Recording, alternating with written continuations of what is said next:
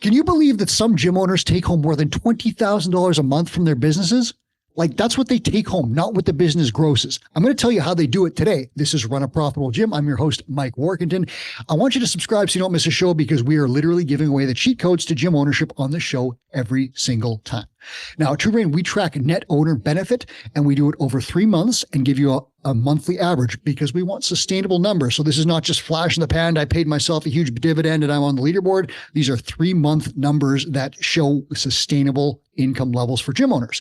Now, again, it's not gross revenue. So when we talk about these numbers, it's not what the business grossed. Back in the day, my business grossed $20,000. Our gym owners now, our top ones, are taking home $20,000 in their bank accounts.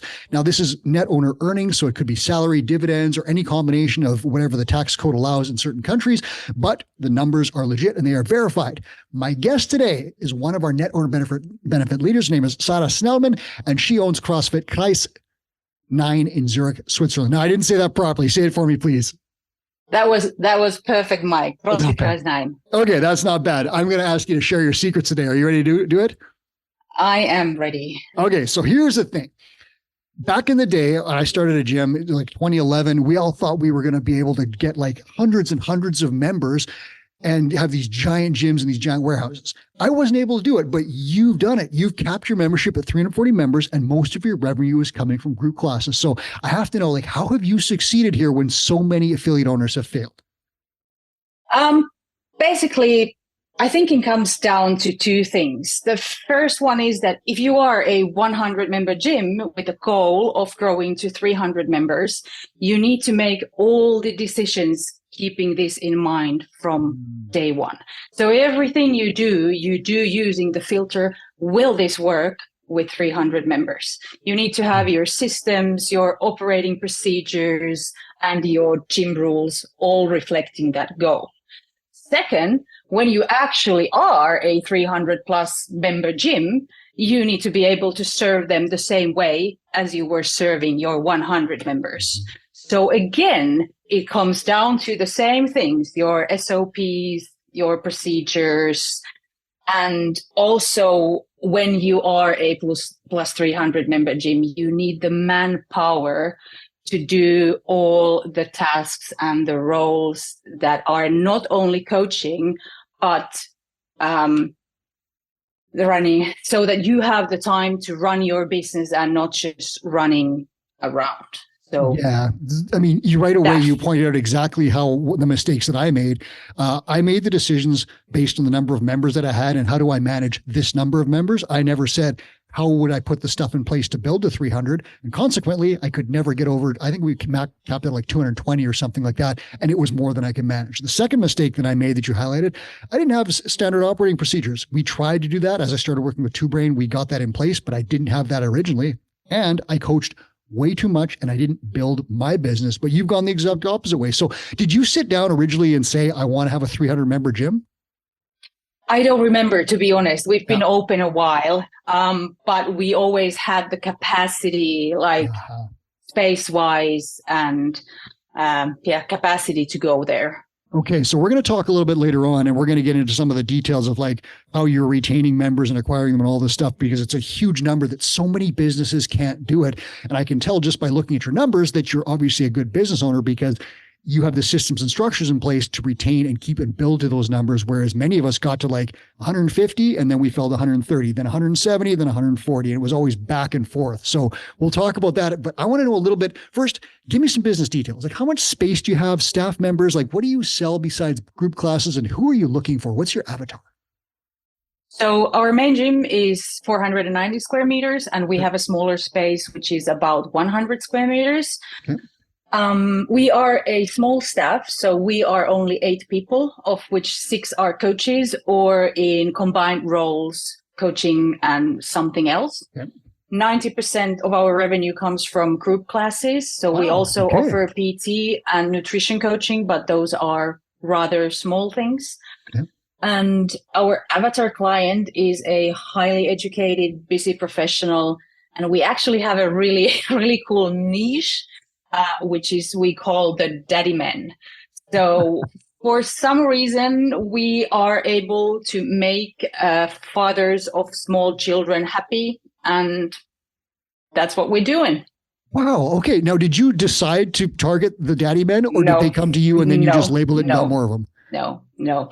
I think it grew with the time. So some of the members actually became fathers while members with us, but quite a lot of people who walk in from through our doors these days are these people. Okay. So when you started to realize that you had this group of people and that was your avatar, did you start to make changes to your offerings to serve them better and to acquire people like that? I think we streamlined a bit. So cut out the stuff. For instance, we were running a advanced class 4 days a week. Now it's still there 1 day a week. But we realized that was not serving our main audience, and we streamlined and cut some of the offer we had. And now we are like better in line with the avatar clients' needs. I went the other way. I added programs and thought I would acquire more and more clients because I was giving them everything from yoga to fitness to this, to that, to the other. And it fractured our offering and people didn't know what was going on. And we had like classes of 2 people here and 2 there and whatever. In your space, what is an average group class? How many people are in there? So we run classes up to 14 people with 1 coach and up to 24 with 2 coaches. Wow. It's so cool to talk to someone because this was the goal for so many CrossFit affiliates, but very few of us ever were able to do it consistently. I had one class where I had 15 or 17 people in it. It was my 5 o'clock class. The rest of my classes had 2s and 4s. So it didn't work out that well. PT, do any of your members, do they do group and PT, or is it a very strict dividing line between group classes and personal training clients?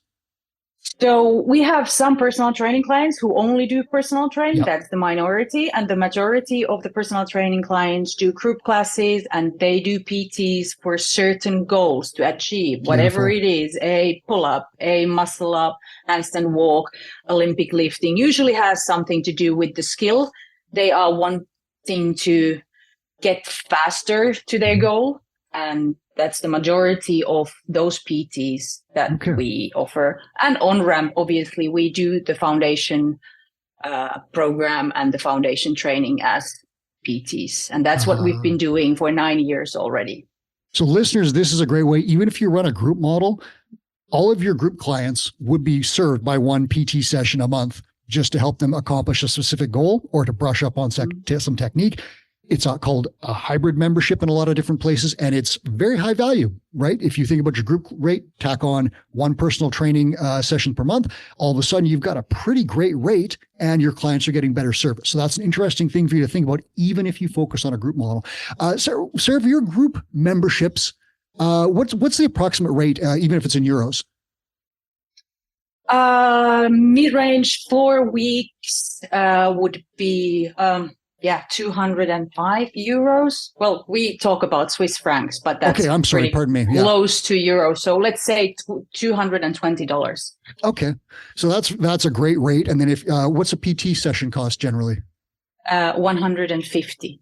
So there you go. So if you think about, and in your listeners, wherever your gym is, you can think about your rate and your other rate for a PT, add them together once a month, and that's a pretty great average revenue per member, which equals a pretty great revenue total, which then equals a great net owner benefit total. So let's move into that. And let's talk a little bit about your net owner benefit. How has that number changed over time? But for me, it started at 0 and it stayed pretty close to 0 until I hired Two Brain to help me get it above that. How has your number changed? So we opened our doors in June 2015. We were profitable from the beginning. I was taking salary pretty fast, I think at month 6 or so. Oh, good for you. The net owner benefit was steady or steadily small until the pandemic. We got through the pandemic pretty nicely. But after the pandemic, things got kind of hard. So once we opened the doors after the second lockdown, things were not picking up as fast as they should. Obviously, we had a lot to make up for.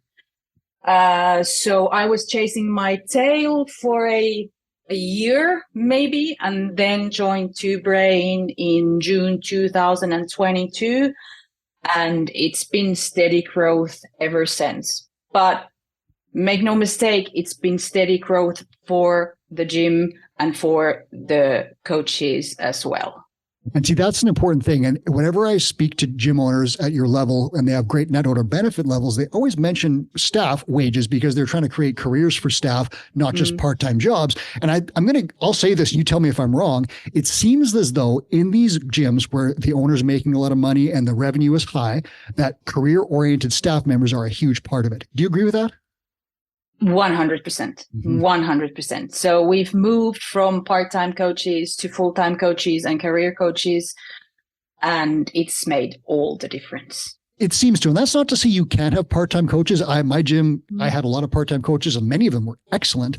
And lots of gyms do exist on that, but I do speak to a lot of top gym owners. And one of the things they're always concerned about is creating great careers to retain long-term coaches for, years. And some of them will be 10 or 14 years or something like that. How long has your longest serving coach been there? That is a good question. I would say it's a couple of years right now. So we've had this change from part-time coaches to full-time coaches, and that's been a full circle. Okay.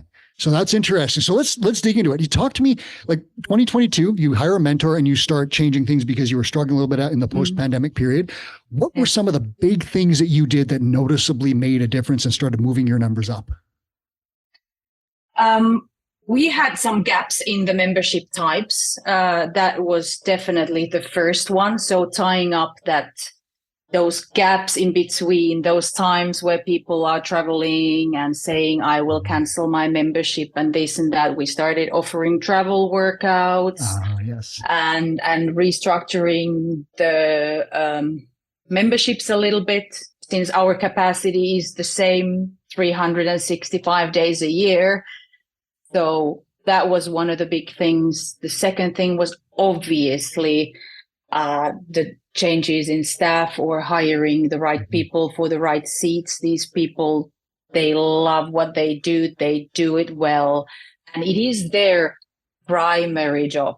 And that's where I think the biggest gap is between full-timers and part-timers, because those part-timers live off something else, and that something else comes first, which is understandable, but doesn't serve our audience the best possible way. So did you have, before 2022, did you have structures and systems and standard operating procedures that needed to be improved, or did you not have them at all at that point? We had some, but most of them lived in my head, as per usual. Yeah, I had the exact same problem. I thought I had them, but no one knew them. Yeah. Was that one of the first things you did with a mentor? Was that laying that stuff out? Definitely. Yeah. What happened when you did? I started having more time to work on the business instead of in the business automatically. And I stopped doing the work for my coaches. I was not the one who always said, I'll do that. I'll take care of that. I'll take that off of your list of things. So they started sharing. I started sharing with them and they started sharing with me on a new level. It makes a huge, huge difference. And that was like the biggest lesson for me, was that I do not have to do every single thing. The toilets need to be cleaned, but I don't need to clean them. And if I hire someone to do that, I can then use that time to make more money to pay for the cost of the cleaner and generate more revenue for the gym. So tell me some of the stuff when you got all these procedures out of your head and you gave them to your coaches and you didn't have to work in the business and you started working on it. What did you start doing and how did it affect your revenue?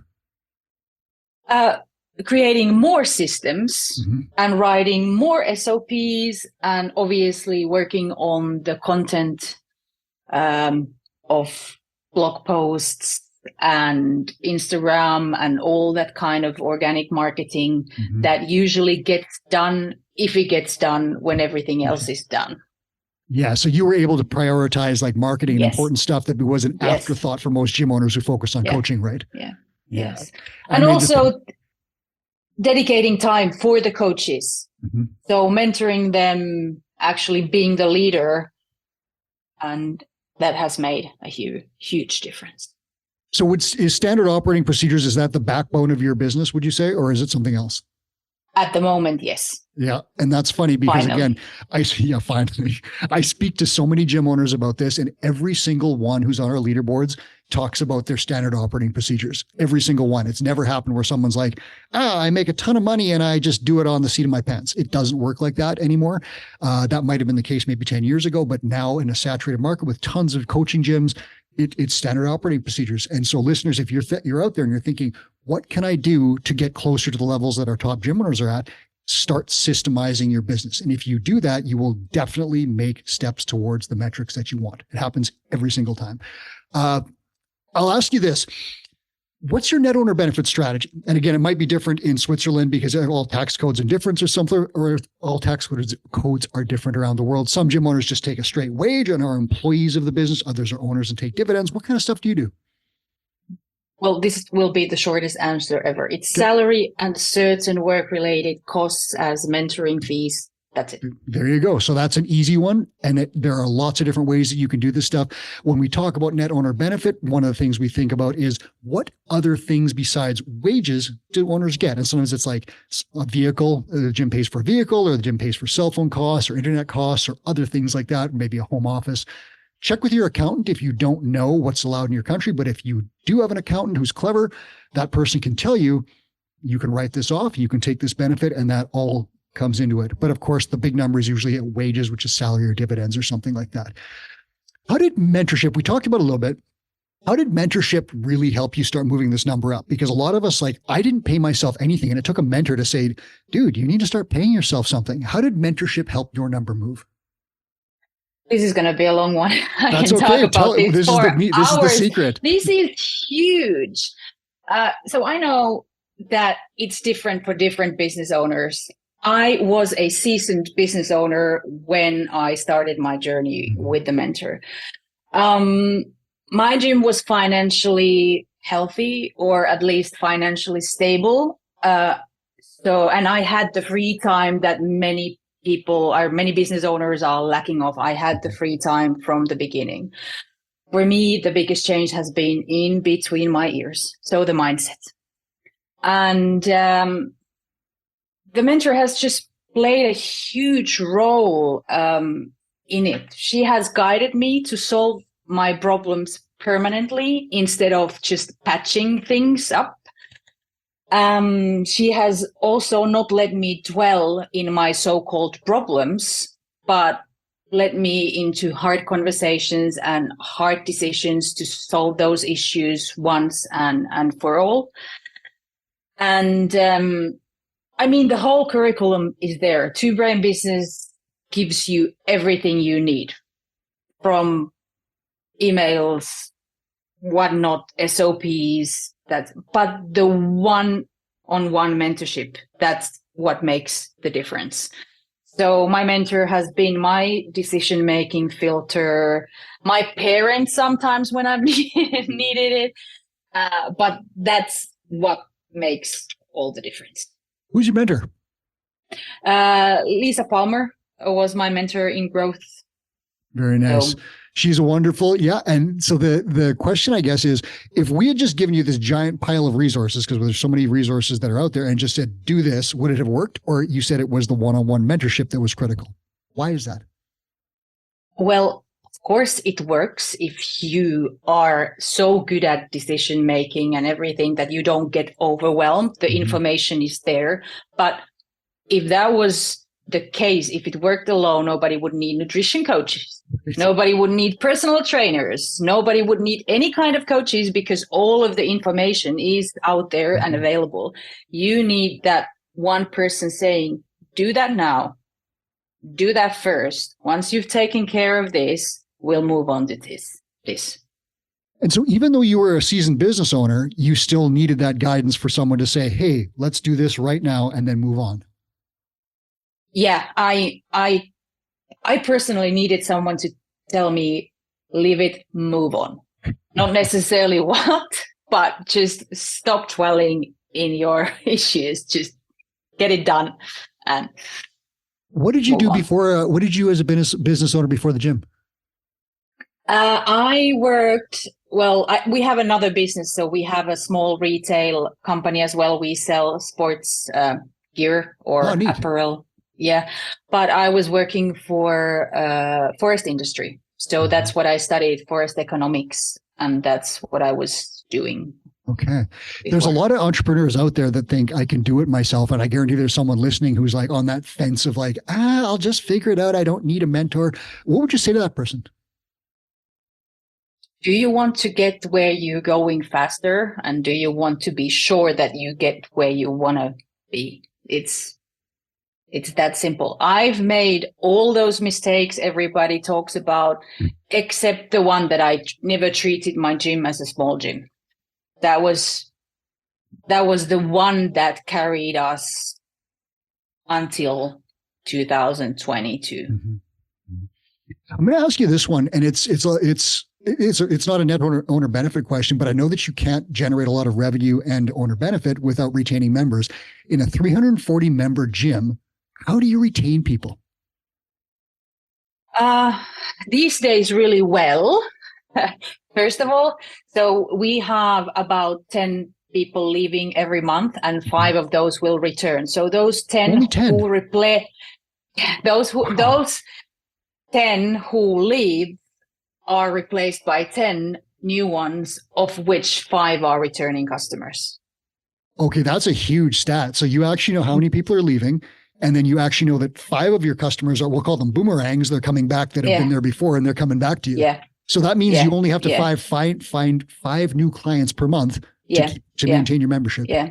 Yeah. And that's why we have currently a waiting list for new waiting list. customers. That's just going to make so many gym owners jealous hearing you've got a waiting list. So okay, I'm going to dig into this. I didn't tell you I was going to ask about this stuff, but I have to ask because this is such an important topic. It's fine. How do you get your former clients back? What do you do specifically to get those 5 people back every month? I think what we've been concentrating the last years on is that when people leave, we want to make them feel good about leaving. It's not that they are betraying us. We don't own them. They are not ours to keep. So when they leave, they should feel that they are welcome back anytime. So they leave with a hug when they go out the door. Hopefully, or more than one hug. Yeah. Also, when they come back, they will for sure know that they are welcome back, and we've been basically waiting for them to return. How do you stay in touch with them? Sometimes we do, sometimes we don't. That's not something we have systemized. Okay. It is more about letting them actually know that, hey, when you're ready, we're here. You know where to find us. We're here for you. Why so little people leave? This has been the trend since last summer, that people are actually not leaving. We have systems in place to keep in touch. We do the goal reviews. We know about them. And having those full-time coaches, in my personal opinion, is the key. Because every single coach coaches hundreds of classes a year. So the person who coaches the least coaches 8 classes, 48 weeks a year. So they know their members without it being fully systemized. They actually know that Lisa here has a bad knee and Saara here has a bad shoulder. And David just got his first baby. So we do know them. Sometimes better than they know themselves. Yeah. Do you think that your waiting list has a retention effect? Meaning, like, if I leave your gym, I might not get back in. Does that have an effect? Yeah.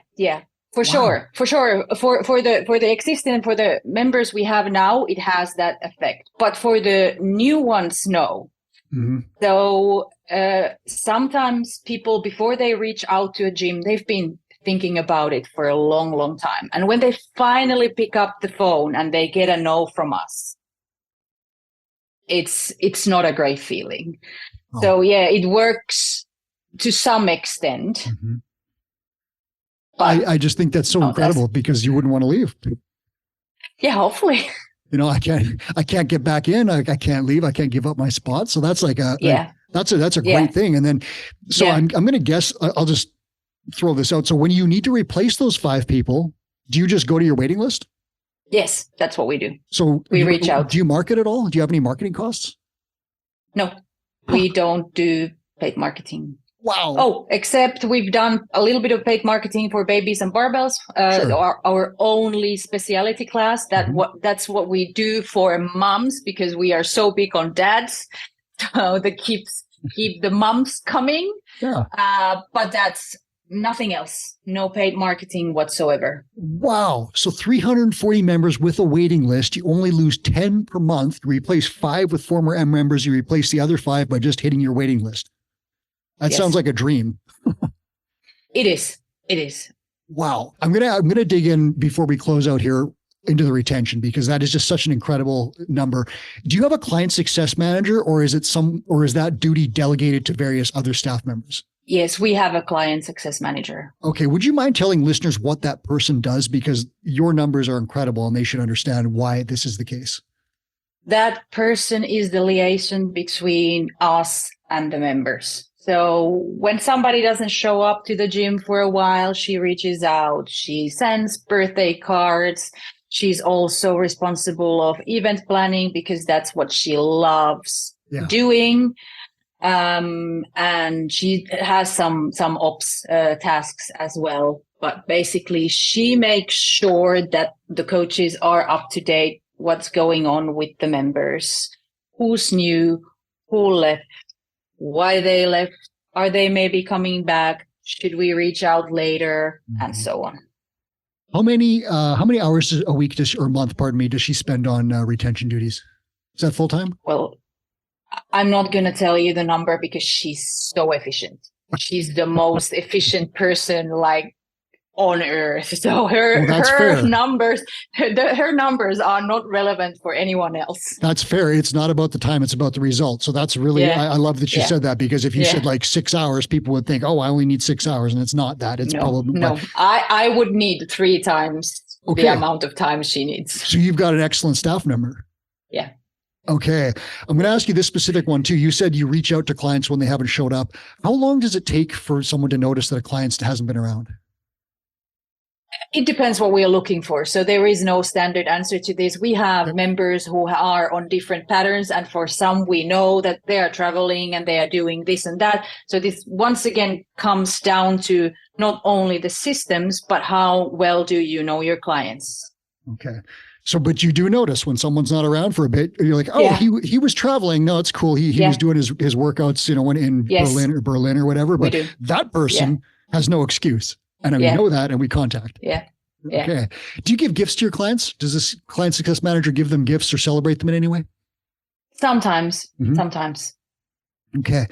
The reason I dig into this is because retention is just like in a 340 member gym, you would expect there are gyms that have that many members that bleed out like 50 people a month. And then that creates this marketing problem and a huge marketing expense. And you're constantly replacing people and they're blowing out the back door faster you can get them in the front door. And you spend all your time marketing and spinning plates and no time actually satisfying clients. And it gets worse and worse and worse. And all of a sudden those gyms collapse. And you've done the exact opposite where, waiting list and just feeding people in. So I'll ask you this. I'll put you on the spot. I want you to be like Lisa for a minute and be a mentor. What gym owners are out there and they're saying, how would I possibly take some steps in this direction? Again, we're talking about net owner benefit, but I'll just put you on the spot and say, what would you recommend to a gym owner out there today to make their business just a little bit better and move in the direction where you are? Well, concentrating on the members who are in the gym. Those are the members that don't cost you any extra money.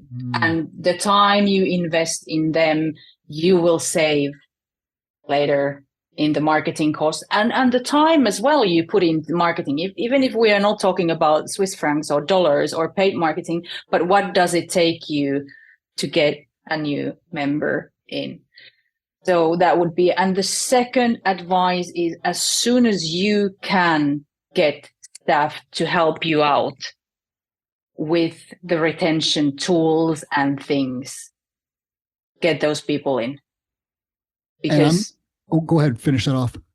I cannot manage 340 customers on my own, even if I was working day and night, 52 weeks a year. Mm-hmm. It's just not possible. And if you are a bigger gym and your whole staff is just coaches and you and maybe a cleaning person,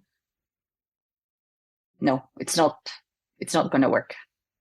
And I'll just suggest that the reason that you're able to rely on your staff is because you've taken the business out of your head and put it into a playbook.